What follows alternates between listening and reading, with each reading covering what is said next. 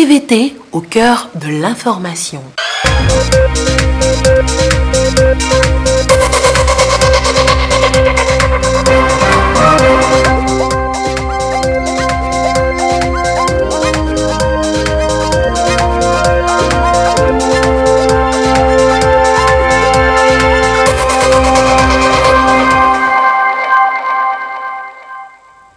Vers un apaisement durable du climat social au Togo, gouvernement et principales centrales syndicales se sont retrouvés ce vendredi. Le gouvernement promet examiner tous les points de la plateforme revendicative soumise par les travailleurs le 1er mai dernier.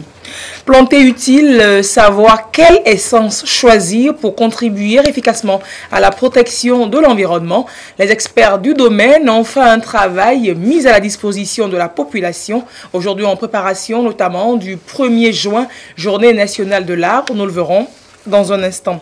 Et puis 11 mai 2018, 37 ans de disparition de Bob Marley, le roi du reggae et icône du mouvement Rasta, justement le projecteur sur cette philosophie vers la fin de ce journal. Bonsoir madame, bonsoir monsieur. Et l'on ouvre ce journal au Palais des Congrès de Lomé, siège pour le moment encore de l'Assemblée nationale. Dama Dramani a en fait reçu l'ambassadeur de Chine au Togo, venu lui annoncer la fin des travaux du nouveau siège de l'Assemblée nationale. L'édifice devrait être livré sous peu. Écoutons Yu Chi-liu à sa sortie d'audience.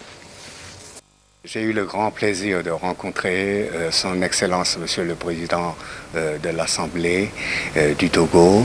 Et nous avons fait un tour d'horizon de la coopération amicale entre nos deux pays et surtout entre nos assemblées.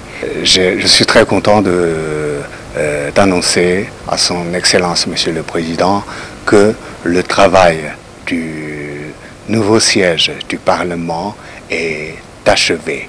Et avec les efforts conjoints des techniciens, ouvriers, togolais et chinois, vous aurez certainement un nouveau siège du Parlement qui va donner un beau lieu de travail pour les élus du peuple.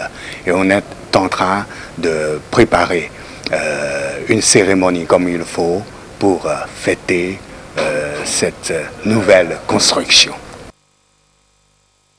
C'était donc l'ambassadeur de Chine au Togo, Yu Chi-liu. Il était au micro de Ulrich Amega.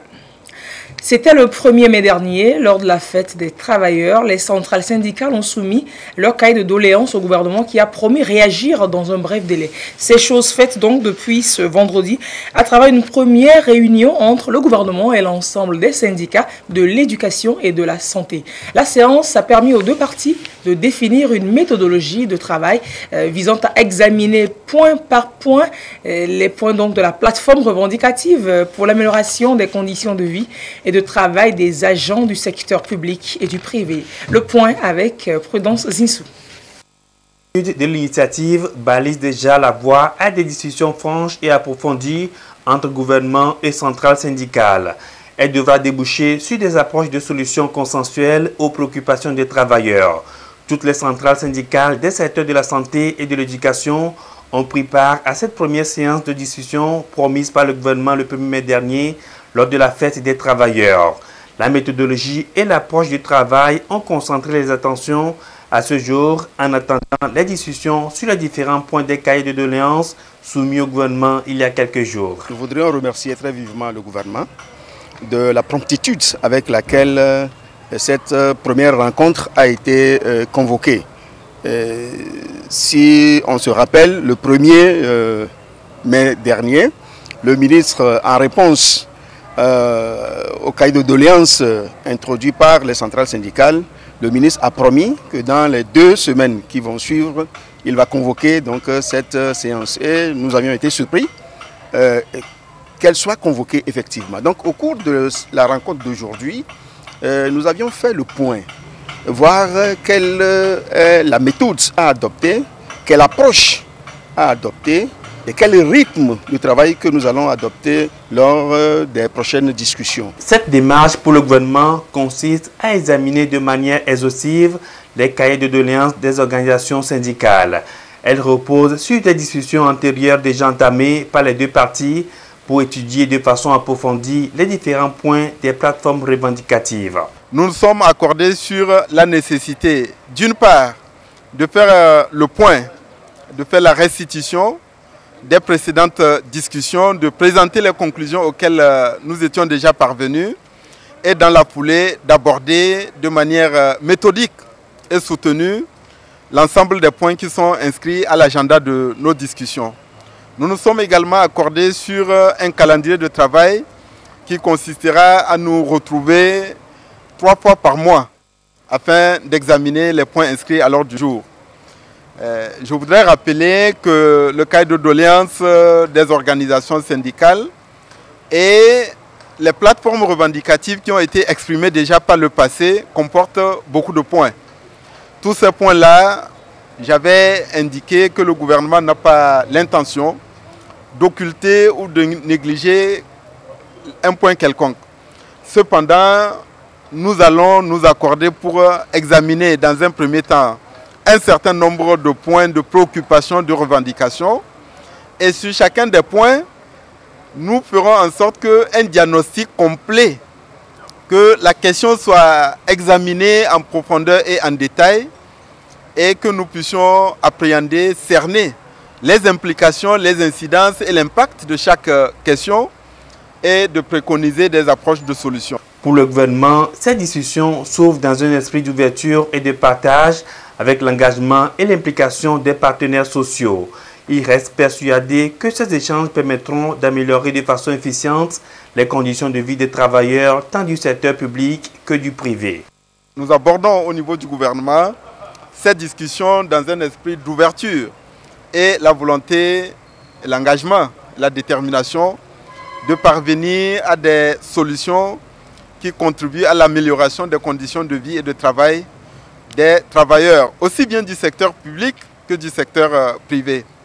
Nous profitons pour remercier les organisations syndicales, particulièrement les centrales syndicales, pour leur engagement, leur implication sur les discussions dans le secteur de l'éducation, sur les discussions dans le secteur de la santé et le reste des points et des préoccupations relevant de leur plateforme revendicative et de leur cahier de charge ou de leur cahier de doléances.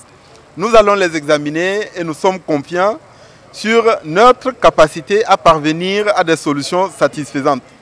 Sur cette base-là, nous espérons que les attitudes de retenue, de modération, les actes d'apaisement qui ont été posés ces derniers temps par les centrales syndicales, notamment à travers la volonté de surseoir au mot d'ordre de grève, aux perturbations et aux mouvements sociaux qui existaient dans un certain nombre de secteurs, que cette dynamique-là va être maintenue, amplifiée et consolidée afin que nous puissions travailler dans la sérénité et que nous puissions naturellement parvenir aux solutions qui sont recherchées.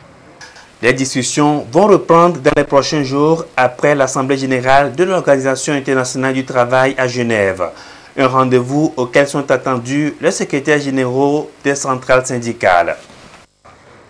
Et dans le concret, éclairci dans le secteur de l'éducation il y a juste quelques semaines et début d'amélioration de l'environnement sanitaire, l'État d'Israël a accompagné le Togo à rénover certains services du centre hospitalier régional d'Atakpamé. La réanimation et la gynécologie notamment sont aujourd'hui équipés de matériel performant, comme on va le voir dans ce sujet de Silver Aboujou.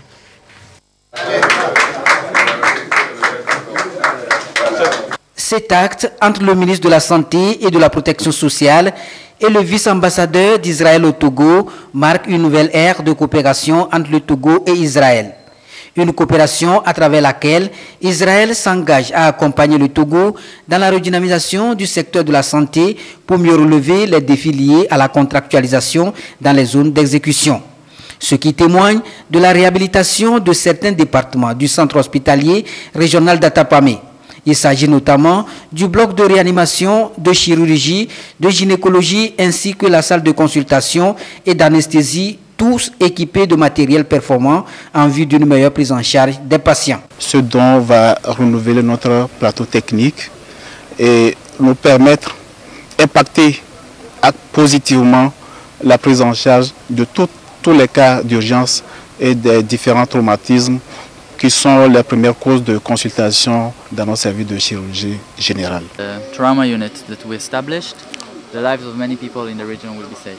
Et on est sûr que les matériels qu'on a installés là-bas et le système de travail, ça va sauver la vie de beaucoup de personnes. People of Israel love the people of Togo and we will always be... C'est donc un ouf de soulagement du corps médical à travers cette contribution de l'État d'Israël qui vient non seulement renforcer le plateau technique, mais aussi améliorer les prestations de services au sein de cette unité. Et pour l'atteinte des objectifs, les praticiens ont été formés sur l'utilisation des équipements installés, formation donnée par l'équipe médicale d'Israël pour renforcer un tant soit peu leurs connaissances en la matière. Nous avons appris beaucoup de choses, c'est des connaissances qu'on avait déjà, mais il s'agit maintenant de coordonner toutes ces activités pour améliorer la prise en charge d'un malade grave. Environ 166 millions ont été injectés par l'État d'Israël dans la concrétisation de ces chefs-d'œuvre salués par le ministre de la Santé qui a précisé que cet acquis répond aux réformes opérées par le gouvernement en matière de santé. Ceci entre en droite ligne dans ce que le chef de l'État est en train d'entreprendre dans nos formations sanitaires, c'est-à-dire que c'est un secteur qu'il faut redynamiser par deux voies. La première voie, c'est l'assainissement par la contractualisation et la deuxième voie, c'est les équipements et les réhabilitations. Et ces deux voies iront de pair. Et c'est dans ce sens-là que le CHR d'Atakwame, qui a été l'un des centres pilotes de la contractualisation, dont les résultats aujourd'hui sont patents et connus de tous, a été aussi l'objet de cette réhabilitation-là. La dynamique impulsée à travers cette coopération bilatérale va également permettre de lever certaines contraintes, a précisé le préfet de Logou, Edouard Kakbo, qui a invité le personnel soignant au bon usage du matériel pour offrir des soins de santé de qualité aux populations en vue d'assurer leur mieux-être. Et les pays de l'UEMOA résolument tournés vers la protection et la préservation de l'environnement et de la santé des populations.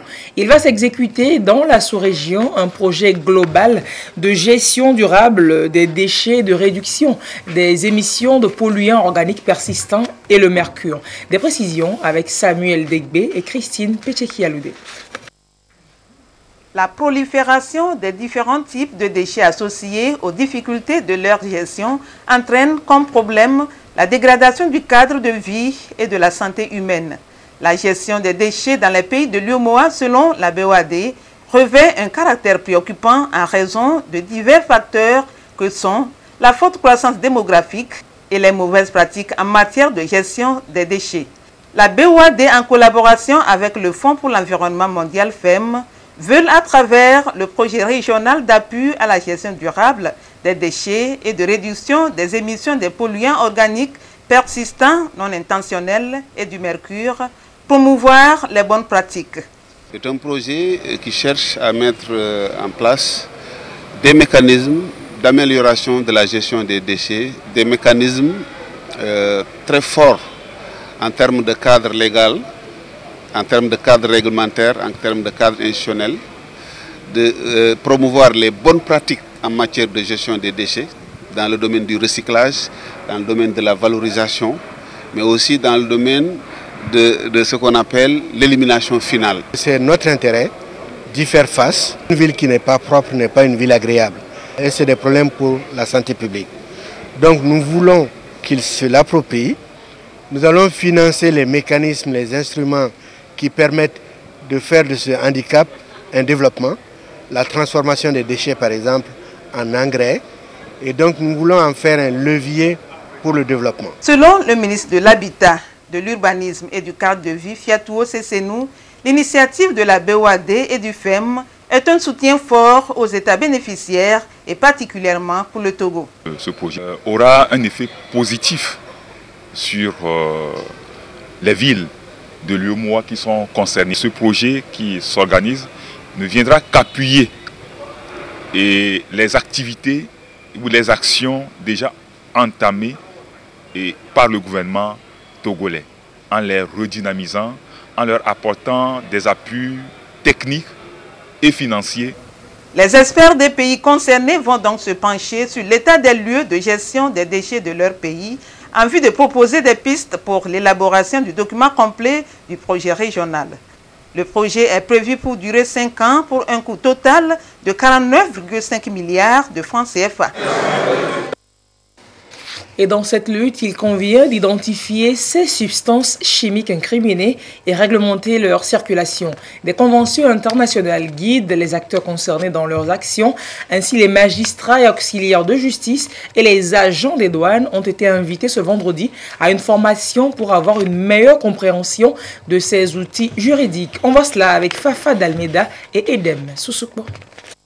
Au total, 24 produits ont été identifiés comme des polluants organiques persistants POP ayant des effets néfastes sur la santé humaine et sur l'environnement.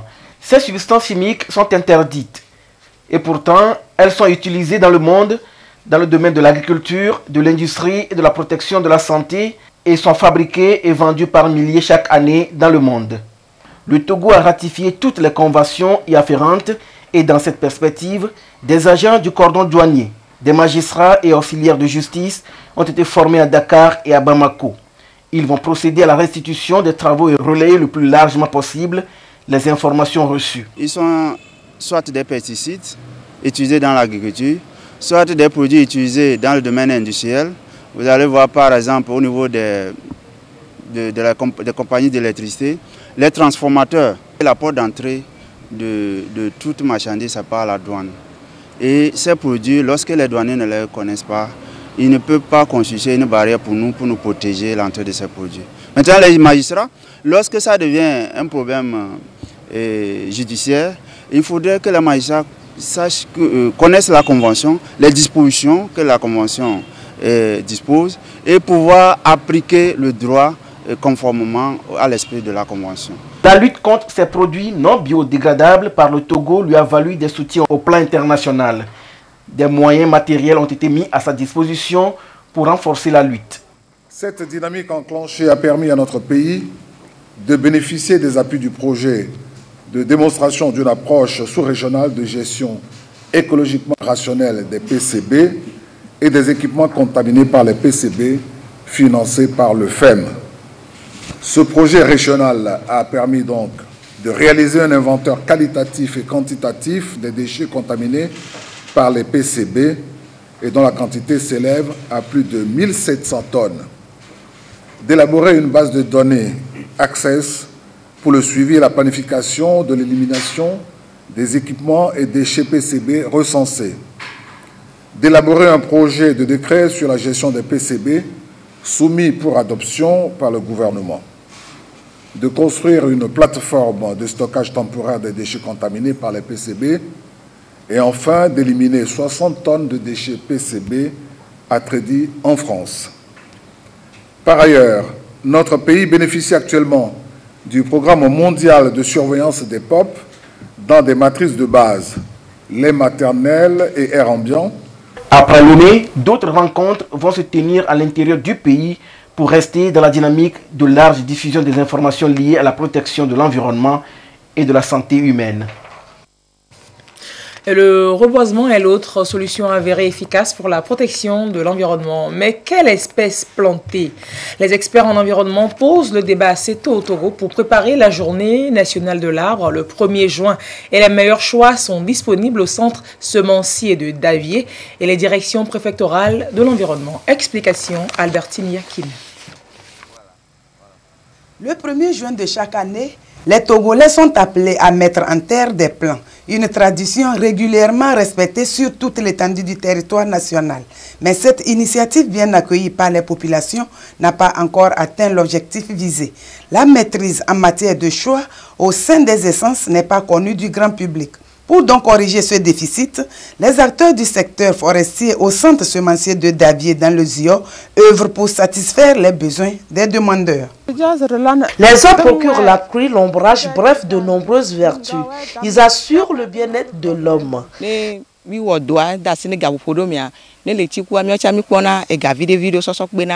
Cette activité nous permet de gagner le quotidien pour s'occuper de nos familles.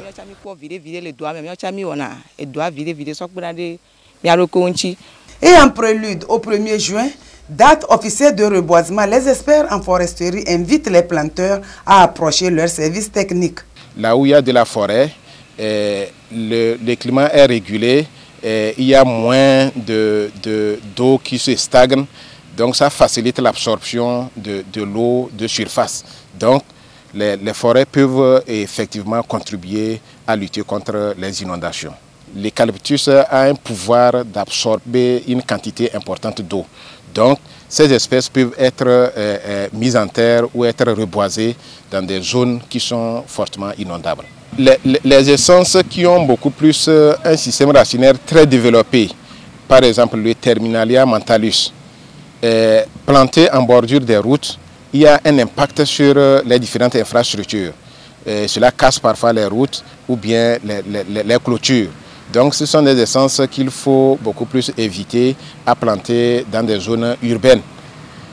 Mais il y a des essences qui sont beaucoup plus adaptées pour ces différents rebasements en ville. On met beaucoup plus l'accent sur les essences ornementales. Nous conseillons quand même que les gens approchent les services techniques pour avoir une idée claire sur quel type d'essence il faut planter et où il faut planter. Depuis 1977, au lancement officiel de la campagne de reboisement par feu président Gnassingbé Yadema, 50 000 hectares de terre sont reboisés. L'instauration de la mise en terre des plants constitue une action de lutte efficace contre les changements climatiques, selon les spécialistes de l'environnement. Les inondations qui sont une menace palpable pour notre pays doivent trouver des solutions à travers le reboisement. Et le projet régional de renforcement du système de surveillance des maladies au Togo, le REDIS, lancé le 1er février dernier, familiarise les acteurs concernés avec ces outils d'exécution. Une rencontre en ce sens s'est tenue à Kara à l'intention des principaux acteurs des régions de la Kara et des Savanes. Nous vous en proposons le compte-rendu avec Nestor Mouzou. À la suite des épidémies qui ont secoué l'Afrique de l'Ouest ces dernières années, l'Organisation ouest-africaine de la santé et la Banque mondiale ont accompagné les 15 pays de la communauté économique ouest-africaine et la Mauritanie à mettre en place un mécanisme dénommé REDIC, projet régional d'amélioration des systèmes de surveillance des maladies. Il a été élaboré de manière à renforcer les capacités intersectorielles nationales et régionales pour une surveillance collaborative des maladies.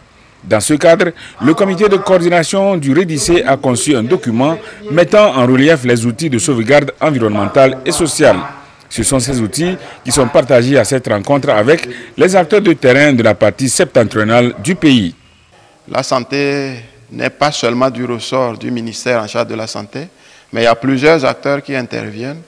L'homme vit dans un environnement, donc celui qui est en charge des projets de l'environnement est concerné par notre santé. Celui qui s'occupe de notre alimentation également. Or, dans l'agriculture, nous savons qu'il y a l'utilisation des pesticides et d'autres produits chimiques qui vont contaminer notre environnement, l'eau de boisson, les cultures. Lorsque la viande est contaminée par une maladie, nous avons la maladie dans notre assiette et là, nous n'avons plus la santé. C'est pour cette raison que nous mettons ensemble dans la dynamique d'une plateforme Une seule santé au Togo, tous ces acteurs-là, pour contribuer à la mise en place d'un système de santé robuste dans notre pays. Le comité de gestion du REDIC avait entrepris une tournée à l'intérieur du pays en février dernier. C'était une prise de contact avec les acteurs régionaux impliqués dans la mise en œuvre du projet pour que ceux-ci se l'approprient. Et la tendance est aujourd'hui à l'entrepreneuriat social. Le gouvernement togolais reçoit l'appui de la représentation américaine au Togo pour encourager les initiatives capables d'impacter positivement le social et l'environnement. Plusieurs jeunes entrepreneurs y ont donc été édifiés ce vendredi en une conférence. Reportage Augustin Kossi. Investi pour générer des valeurs sociales et environnementales en plus du profit financier pour toute entreprise. Un nouveau modèle d'inclusion financière qui prend de plus en plus place dans le processus de développement durable. On parle d'entrepreneuriat social. Le concept interpelle tous les acteurs et les États-Unis s'y attellent pour amener les entreprises à avoir un impact social parallèlement à leur vocation première. C'est pour une entreprise de droit classique de pouvoir allier un engagement social ou un impact social à son but de profit. Donc en gros, sur toute sa chaîne de production, l'entrepreneur social doit par exemple chercher à travailler avec des communautés, des coopératives pour avoir ses matières premières, les acheter par exemple à un prix équitable qui permettrait à la communauté bénéficiaire de pouvoir investir cet argent-là pour développer ou pour mettre en place des projets communautaires. Cette conférence est justement destinée à animer un débat de haut niveau sur la question de l'entrepreneuriat social. La leçon inaugurale va d'abord être prononcée par le président directeur du groupe Ecobank, puis l'appel à investissement dans le social par les États-Unis. Un discours axé sur les changements climatiques, les inégalités économiques et les migrations, des défis auxquels doit s'attaquer l'entrepreneuriat social et non sans compter avec le secteur privé. Imaginez plutôt que les secteurs publics et privés deviennent des partenaires pour s'attaquer à des problèmes complexes et créer des impacts sociaux en utilisant des stratégies commerciales. Ce modèle d'entreprise sociale est ce que nous sommes réunis ici aujourd'hui pour discuter. La rentabilité et l'impact social positif ne s'excluent pas mutuellement. Il est, en effet, possible de bâtir une entreprise prospère et en même temps faire du bien social.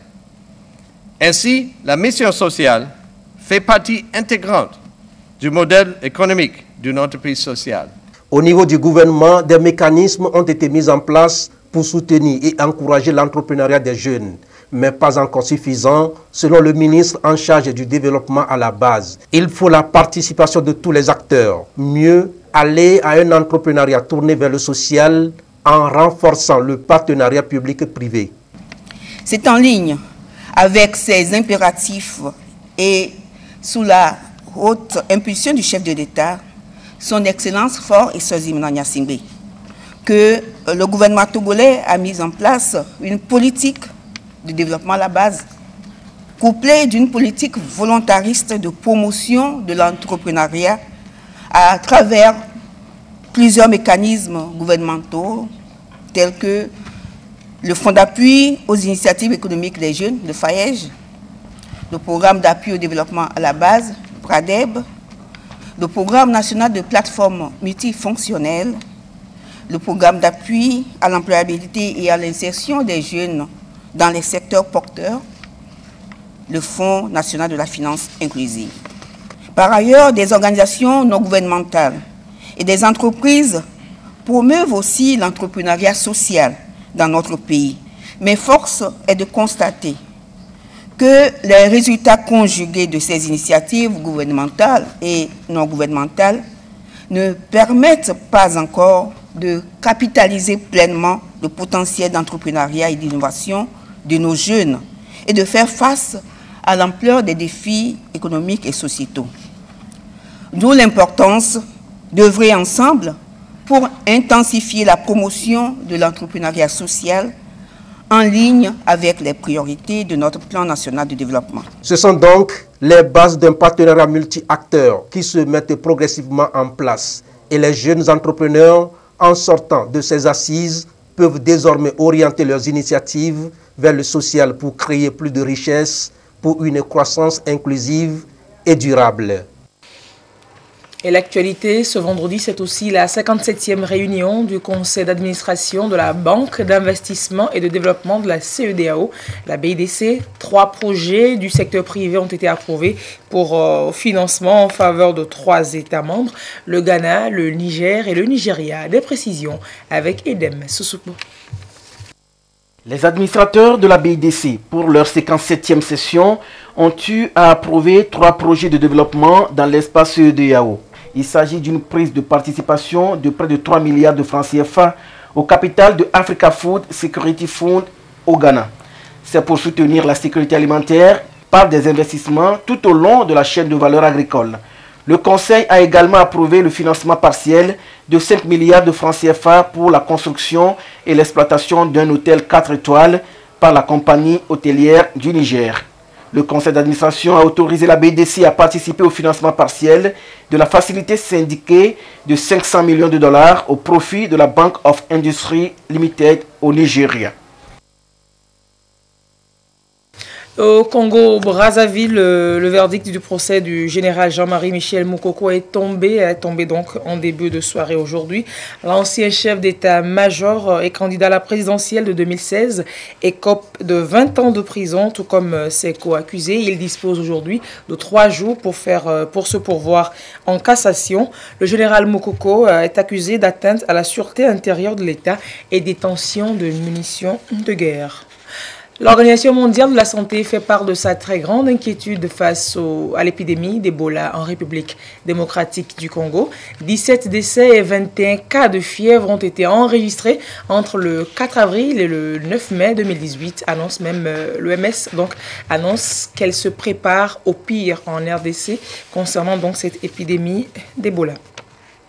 Au Kenya, la rupture il y a 2 jours du barrage Patel, occasionnant la mort de au moins 44 personnes, un bilan revu aujourd'hui à 45. Cette rupture de barrage est au cœur de toutes les polémiques. Le barrage serait une réserve d'eau, mais il n'était pas aux normes.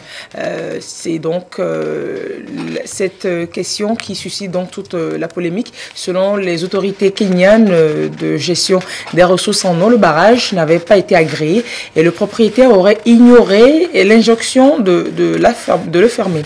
2 grands réservoirs gorgeants d'eau devraient être vidés actuellement pour éviter de nouvelles catastrophes. Le procureur général de la République qui a quant à lui demandé l'ouverture d'une enquête de police afin de situer les éventuelles responsabilités. Mais pour l'heure, les opérations de secours se poursuivent sur le terrain. Sonia Ameniko. Dans ces eaux boueuses, les équipes de recherche sont à pied d'œuvre pour faire sortir de terre les corps des habitants pris au piège par les ravages d'un barrage. En effet, mercredi dernier, suite à une forte pluie torrentielle, le barrage privé par terre situé près de la ville de Nakuru au Kenya s'est effondré, provoquant une inondation sans précédent. Des eaux ont recouvert certains villages suite à un incident malheureux, l'effondrement du barrage qui a touché de nombreuses familles. Le plus important pour nous maintenant, c'est d'avoir des équipes de recherche sur le terrain. Nous avons les capacités, nous avons tout ce qu'il faut pour effectuer les recherches. Nous sommes arrivés juste après et la zone de recherche s'étend loin du barrage en aval. Comme ça a été fait rapidement, les équipes de recherche menées par les forces de défense kenyanes effectuent les recherches avec l'aide de plusieurs intervenants. À peine sorti d'une sécheresse intense, le début de la longue saison pluvieuse au Kenya connaît de fortes précipitations sur une bonne partie du pays et dans le reste de l'Afrique de l'Est. La présidence kenyane s'est dite attristée par les pertes en vies humaines et a salué le travail des équipes de secours. La Croix-Rouge kenyane, pour sa part, a récemment lancé un appel aux dons de 5 millions de dollars pour venir en aide aux sinistrés. Et en sport football, c'est ce samedi 12 mai que démarre à Lomé le Festi-Foot de l'intégration, une 10e édition qui s'annonce bien particulière. Vous aurez l'occasion d'avoir les comptes rendus sur la TVT. On ne saurait donc faire un 20h un vendredi, un 11 mai, et ne pas faire un clin d'œil au mouvement Rastafari qui célèbre ce jour Bob Marley. Robert Nesta Marley quittait le monde des vivants le 11 mai 1981, mais ses œuvres et sa philosophie lui survivent si bien. La rédaction de la TVT s'est intéressée justement à cette philosophie développée en Jamaïque dans les années 30. Regardons avec Gérard Lagouzou.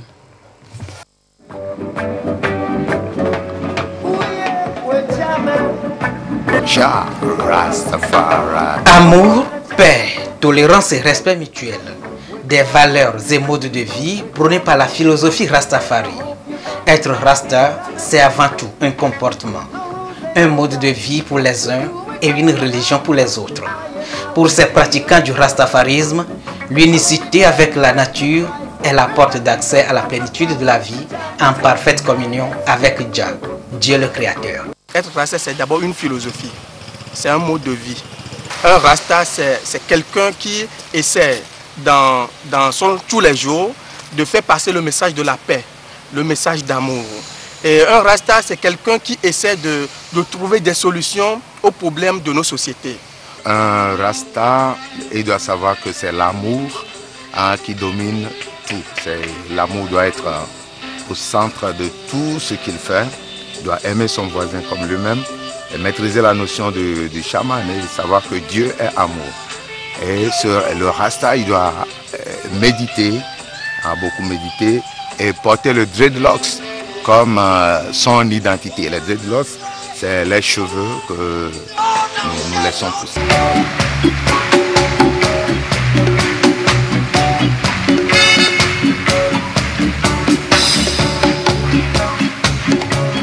Il existe plusieurs communautés de Rasta et elles n'ont pas forcément les mêmes règles de conduite. Certaines sont plus conciliantes, mais d'autres non. Quand on parle de la drogue, Rasta ne connaît pas. Parce que les gens confondent la drogue avec l'herbe. La plante, c'est la création de Dieu.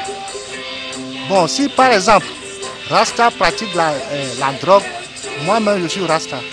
Est-ce que je suis drogué? Et puis on me parle de quelque chose on me demande quelque chose de vérité. Donc si Rasta est drogué, il ne peut pas se raisonner. Il y a d'autres qui sont là parce qu'ils ont vu que telle personne fait du Rasta sur la tête, moi aussi je vais le faire. Et il y a d'autres qui sont là que fumer de la drogue, alors que ce n'est pas la drogue qui est la question. Chez beaucoup de personnes, le Rastaman est perçu de travers. Ce qui n'est pas le cas puisqu'ils ont des convictions et partagent des règles de vie de la société, à en croire les Rastas. Rasta doit être très respectueux vis-à-vis des lois de la cité et vis-à-vis de son prochain. Un Rasta est un homme de justice, de paix, d'amour. Quand tu vois un Rasta, sache que tu vois l'amour. Tu es Rasta, tu te dis Rasta, il faut toujours respecter son prochain et vivre une vie de Rasta. Être toujours cool, compréhensif aussi. Le mouvement Rastafari est né en 1940 à partir de l'un des adeptes de cette philosophie, le prince Haïlé Sélassié. Il est considéré comme le messie pour ceux qui conçoivent le rastafarisme comme une religion. À l'heure où toutes les communautés Rastafari commémorent le 37e anniversaire du propulseur de la musique reggae, Robert Nesta Marley, qui a tiré sa révérence le 11 mai 1981 à Miami aux États-Unis, l'amour, le pardon et la paix sont les valeurs les mieux partagées par les Rastas. L'icône de la musique reggae, Bob Marley, a défendu ses valeurs au-delà des frontières jamaïcaines. En témoigne ce concert magistral qu'il a tenu dans les années 80 à Harare au Zimbabwe, ex-Rhodésie, sur le continent africain. Belle soirée festive à tous les Rastas et aux amoureux de la musique reggae. Sur ce, je vous souhaite une très belle soirée de début de week-end. À 22h30, vous avez rendez-vous avec Essoham Teou Teou. Je vous retrouve pour ma part demain à 20h. Au revoir et très belle soirée donc.